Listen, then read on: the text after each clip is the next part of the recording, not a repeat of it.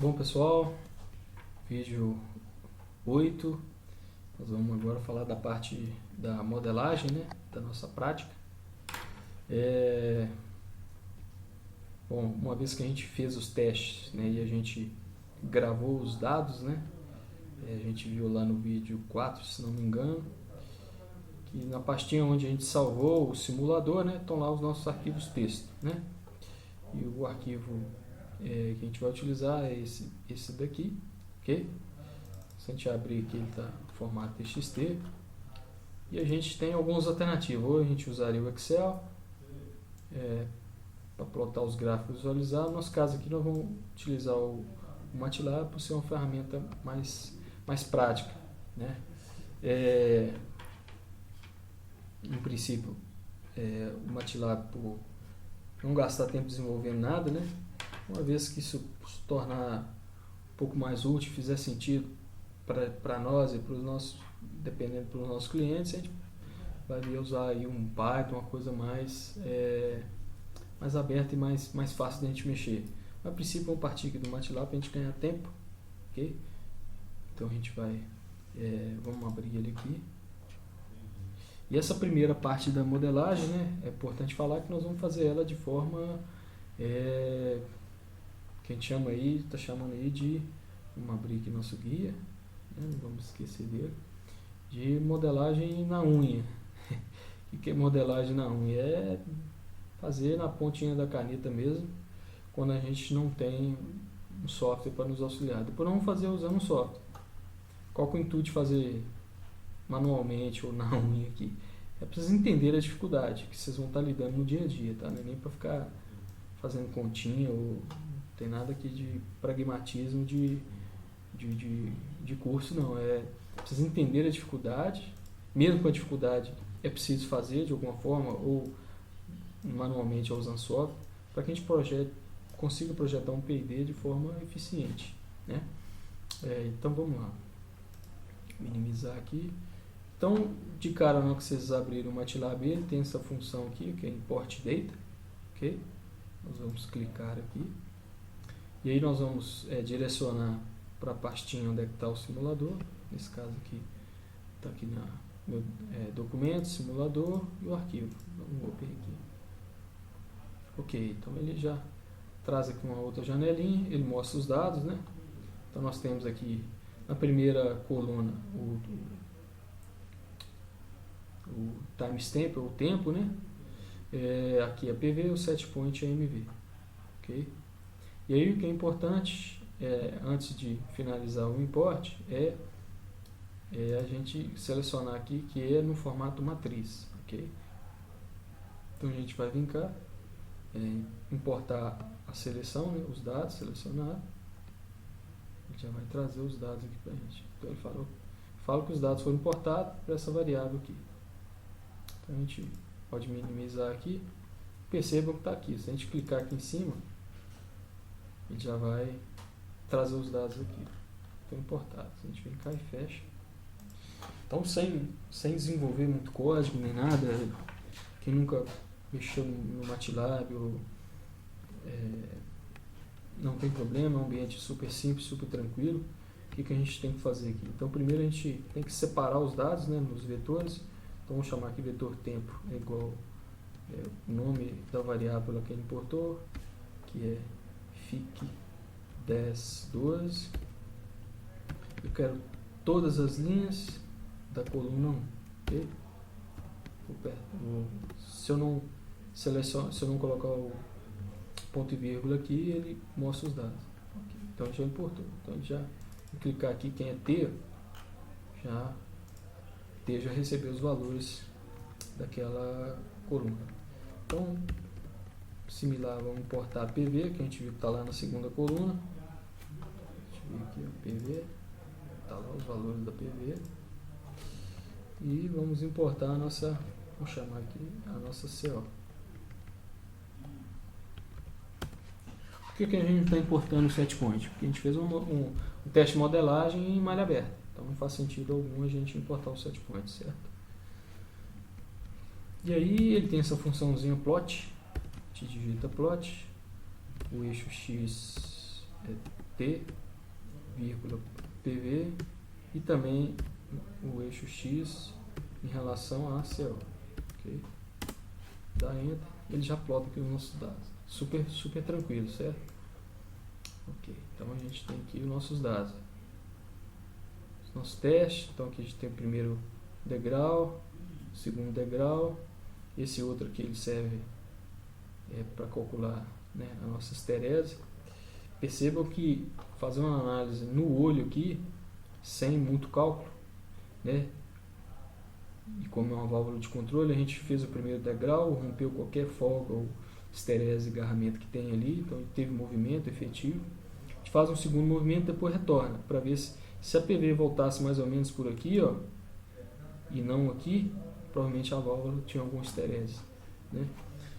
Mas visualmente a gente vê que não tem, né? Aqui não dá para ver se tem agarramento, mas esterese não tem, que já é um bom sinal.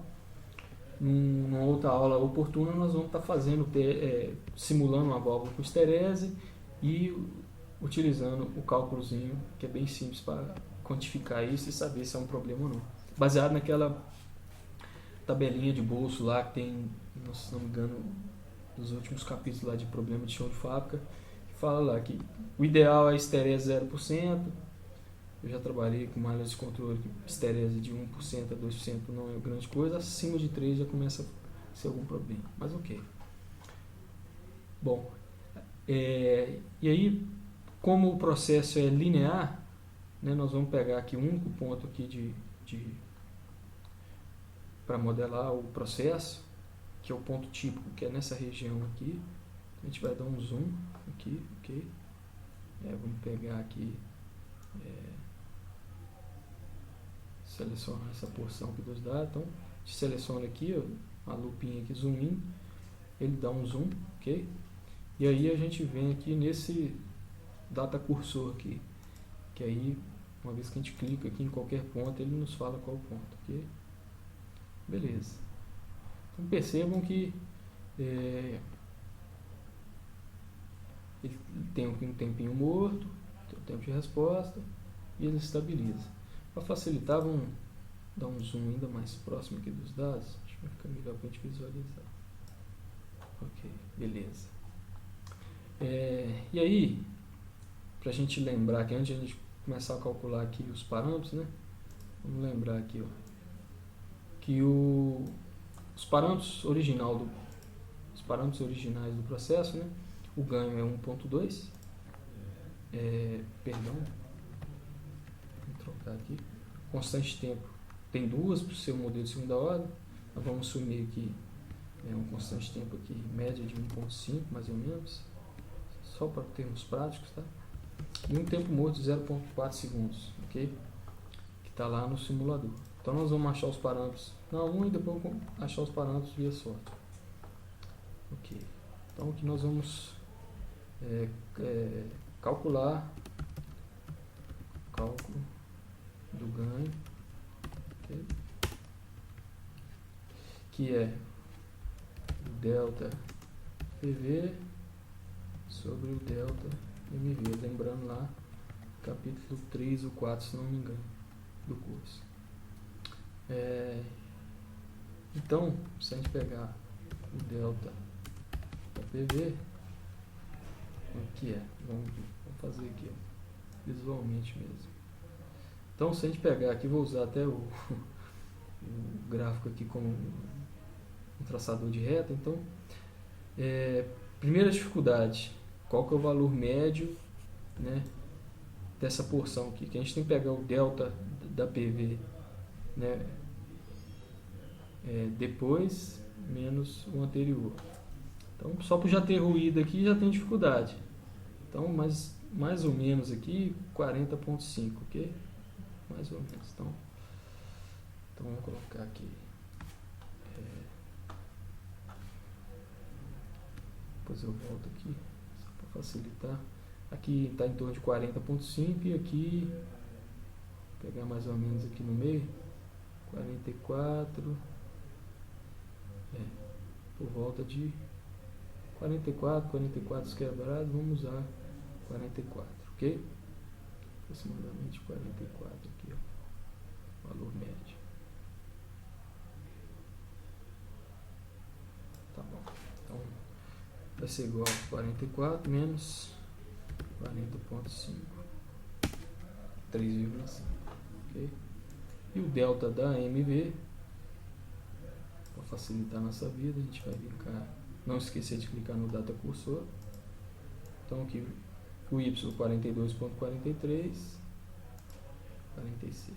Então, é igual a 46 menos 42,43. Então o ganho, facilitar aqui, fica bonitinho, igual esse sobre esse 0,98. Poxa, mas não deu 1,2.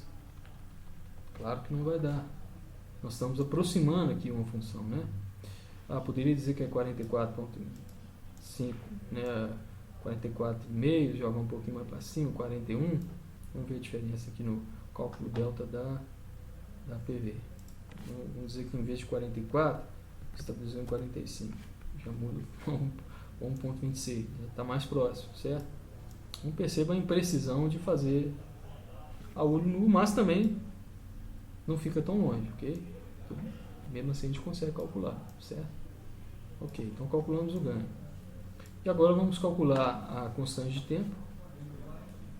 Perdão, primeiro vamos calcular o tempo morto, que também é bem chatinho de calcular aqui.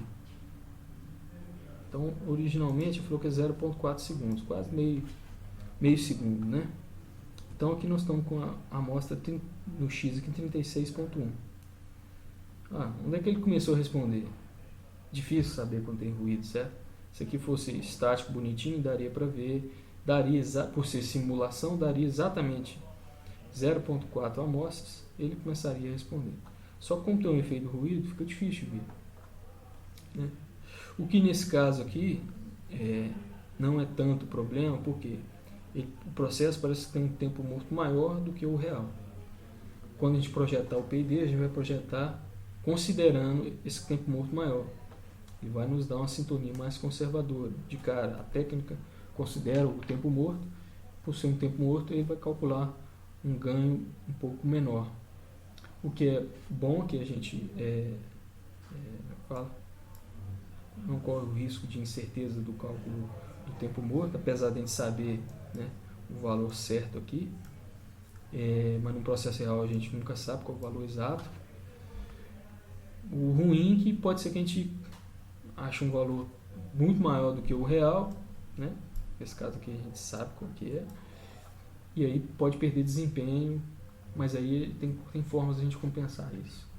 Nós vamos falar dela mais para frente, mas vamos na unha aqui. Vamos considerar que ele começou a movimentar aqui para cá, que ele deu esses saltos aqui para cima, ok? 37,1, 36,1, 37, então aqui mais ou menos 0,9 quando ele começou a reagir, né? Por que eu não vou colocar 0,4? Porque vamos imaginar que a priori a gente não sabe isso aqui, ok? O que vai acontecer no processo real. Então, a partir do 37, para calcular fazer ficar bonitinho aqui,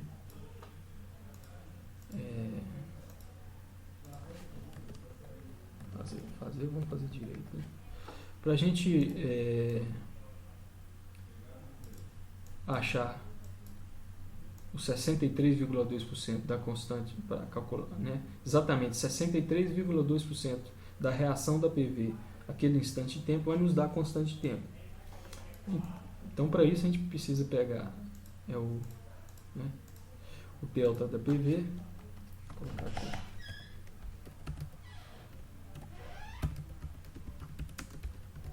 Cálculo, vamos chamar de PV 63,2%.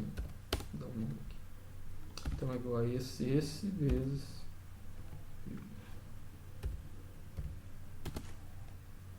formatação, perdão, igual a esse vezes ponto 3.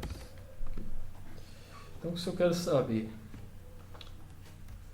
o ponto no tempo, né, no eixo X, que dá 63,2% da minha PV, eu pego esse valor mais o valor inicial da PV que a gente considerou, que é 40,5.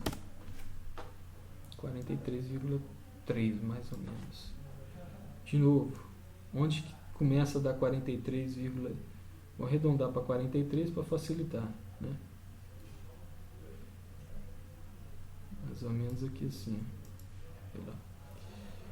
Poderia jogar mais para cá? Difícil, né? Aonde exatamente?